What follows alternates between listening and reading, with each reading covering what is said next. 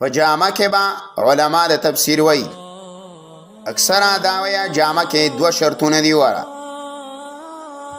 یو په لباس کې شرط دا دی په جامه کې چې هغه به عورت پټوي. دویم په لباس کې شرط دا دی چې هغه به سبب د ښایست د بنیاده داسې مړه ده چې تکته په ځان باندې راواچي او داسې مړه ده چې داسې باریکه جامه په ځان باندې راواچي د هغې نه ستا لوړه جوړه ښکاري. بیا لباس کې موږ شریعت په ډیزاین کې هم موږ پابند نیو ګرځولي. دار علاقې د هر ملکه لباس بدل دی،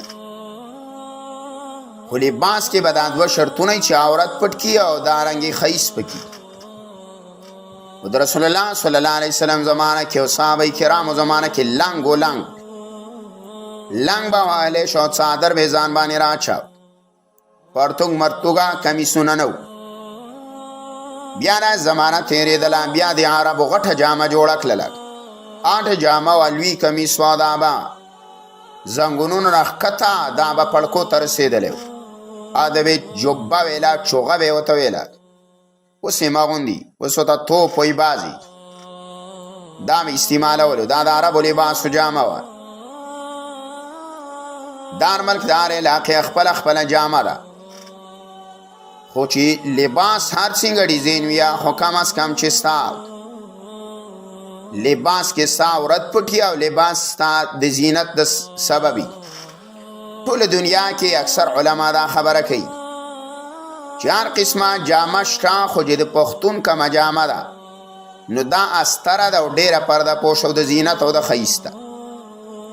دې وجې نه ګوره تاسو اکثر ممالک والا هم ګورئ چې کله ایمان راوړي، ایمان انګریز به یا ایمان به راوړي، یا پنجاب کې تاسو وګوره مسلمانان اکثر اوس کومه جامه اغوندي کوم چې موږ استعمالو، پرتوګ اغوندي کمیس،